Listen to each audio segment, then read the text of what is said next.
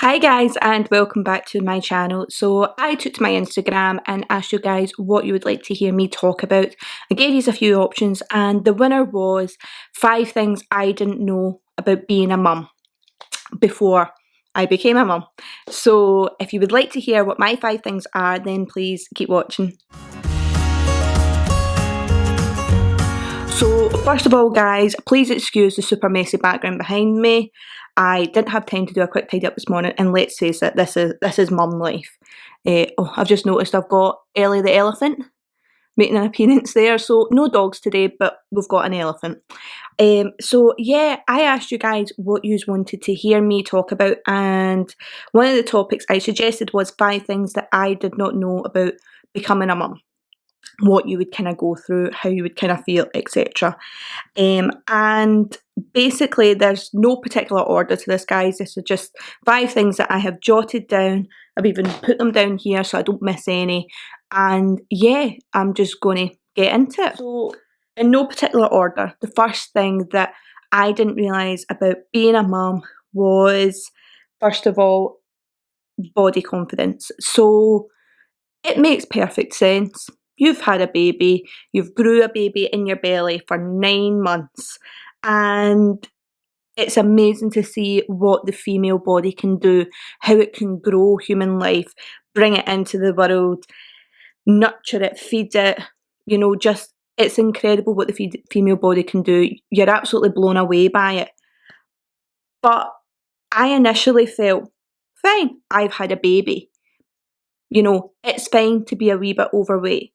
It's fine to not feel that great about myself. But what I found as I got further into postpartumness, so I want to say from about 3 months onwards, I found that I wasn't losing weight.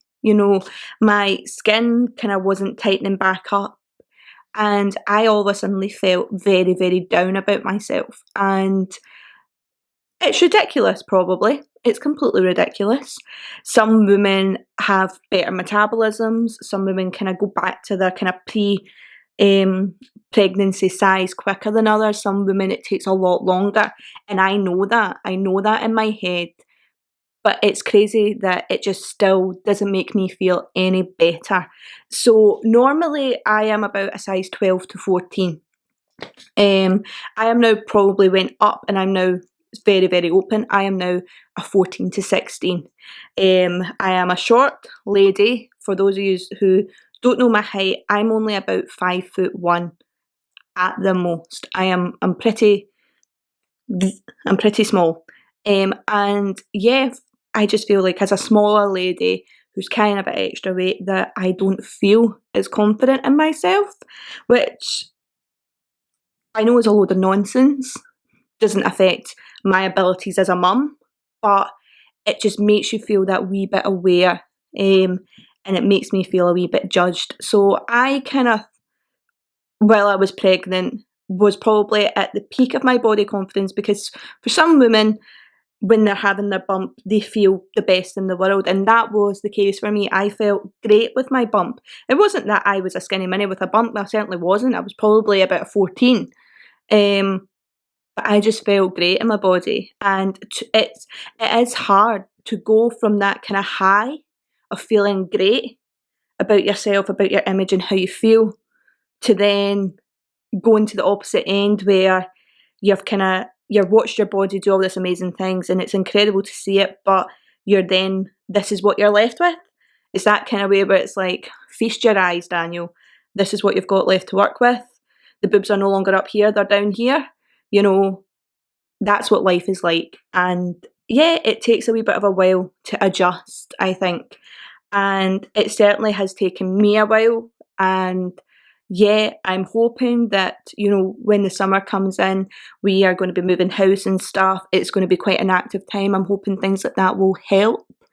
And yeah, I'm just fingers crossed for the future that eventually one day my wee bit of extra podginess will decide to shift itself. So moving on to another thing that I didn't know.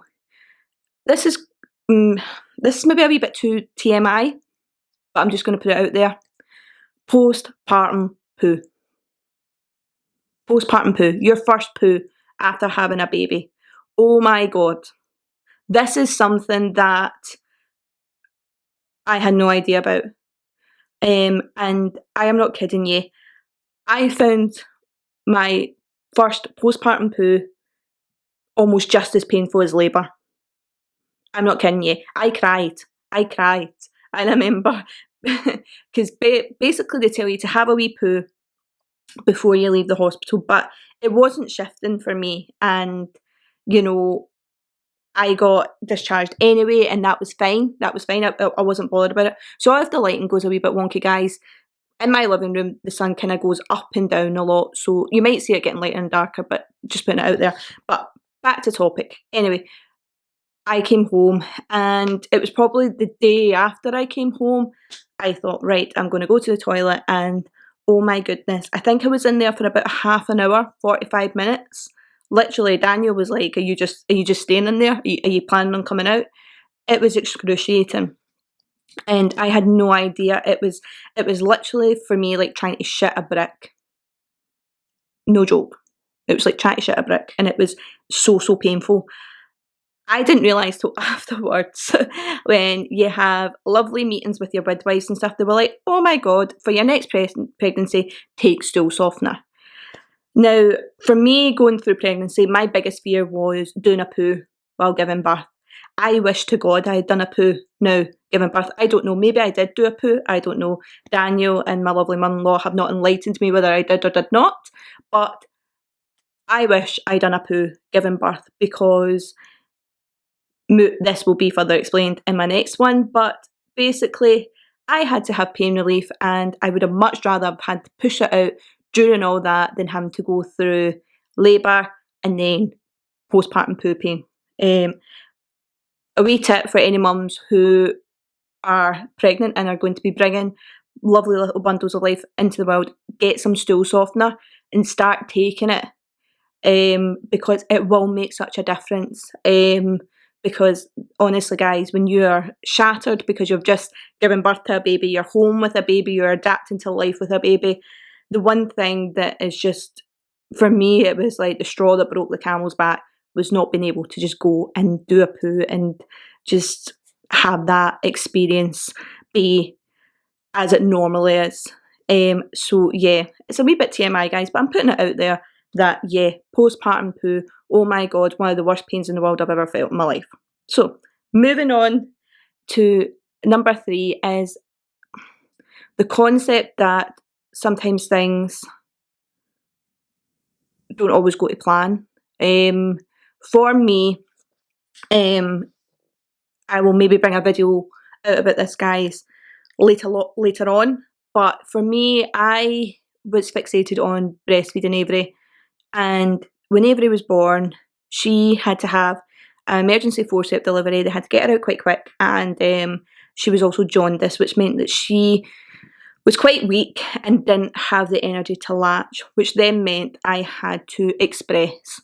And that continued my entire journey of feeding Avery, breastfeeding anyway. In terms of giving her my own milk, I had to express it. She never ever had, early on, the energy to latch, and then by that point she just couldn't. She had learned how to drink from a bottle, she didn't want to change, and that was one of the biggest shocks to me in terms of my experience with motherhood, because you have it built up in your head that this is how it's going to go, this is what's going to happen, and it doesn't go that way. And for me, the first thing I did was blame myself. I was like, what have I done wrong? How have I not managed to achieve this? And the reality is, it wasn't my fault. Sorry guys, just nearly headbutted you there while I moved up.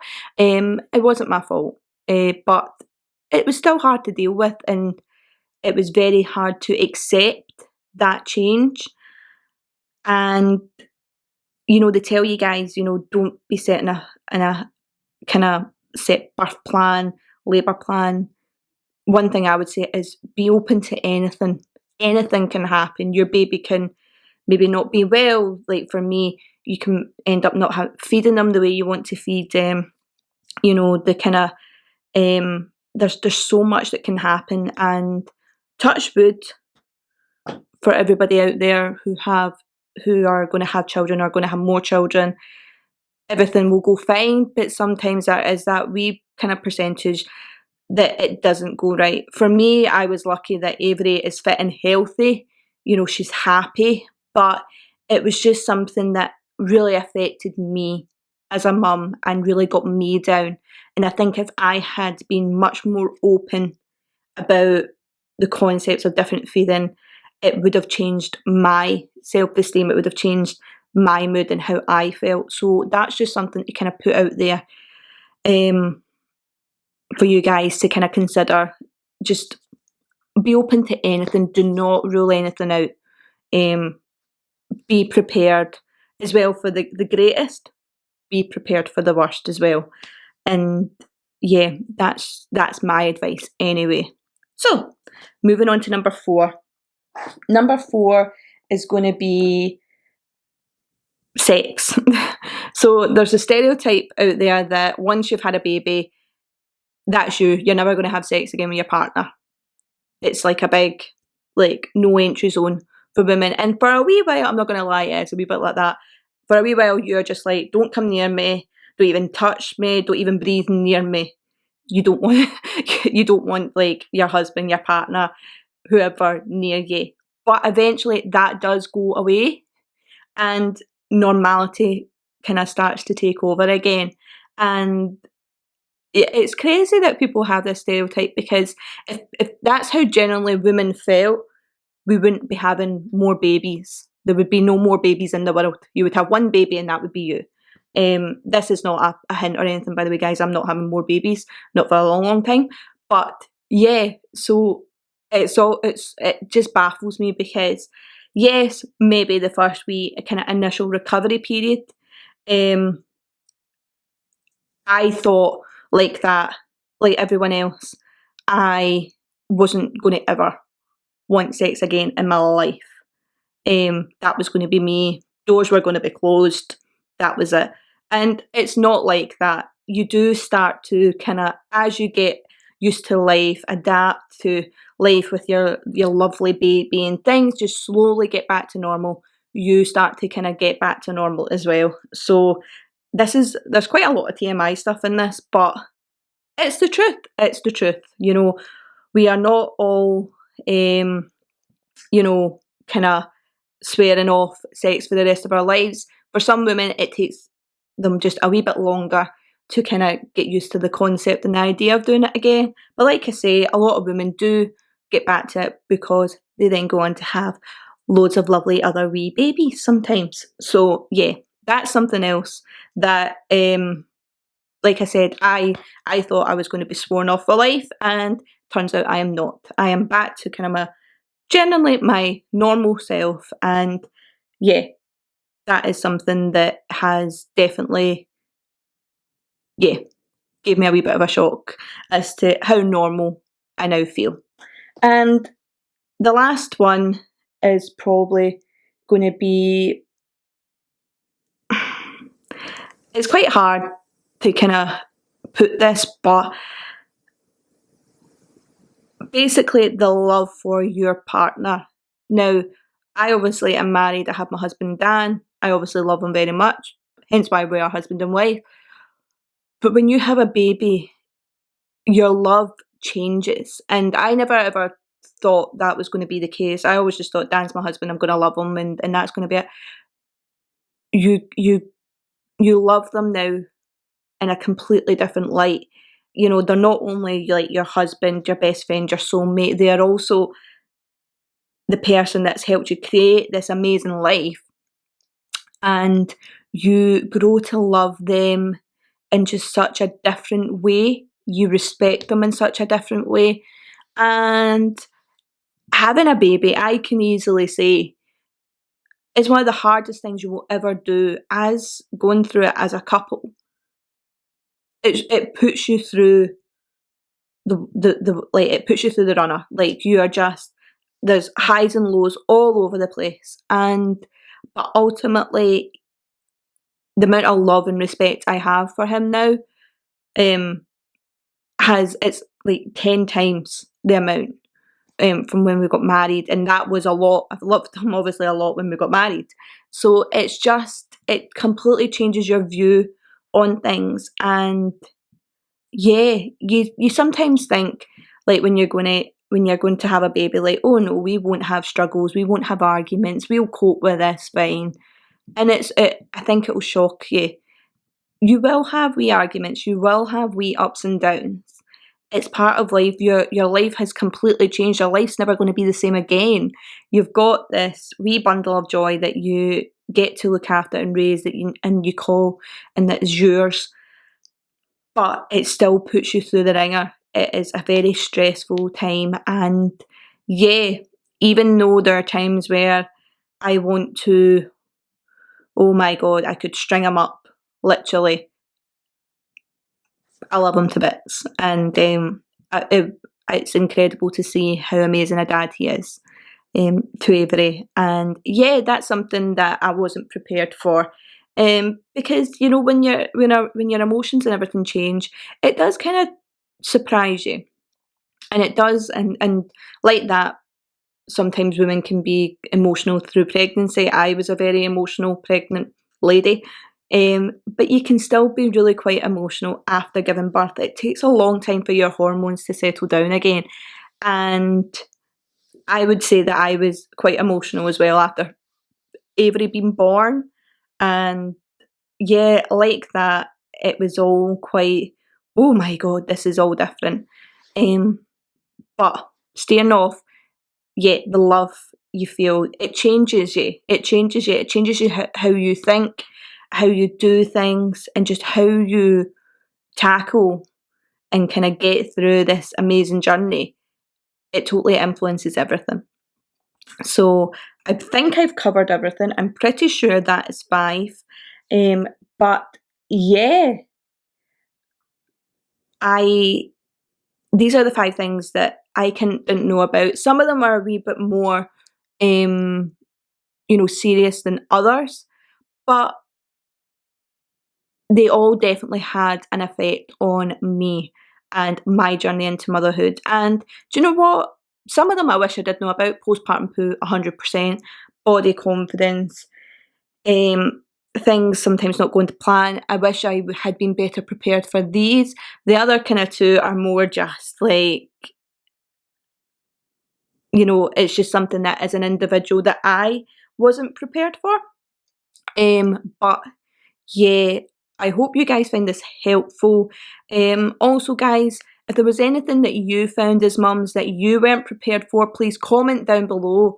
Let's get it all. Let's get talking about it. Let's see what everyone kind of found difficult, or like I said, wasn't prepared for. And hopefully for all those kind of future mums out there, it can help prepare them a wee bit better than maybe we were prepared ourselves. So on that note, thank you so much for watching, guys. If you like this video, please give it a big thumbs up and hit subscribe down below. If you would like to see any kind of particular content coming up soon, please comment down below and let me know. And on that note, I hope you go and have a lovely day, and I hope to speak to you all soon. Bye bye.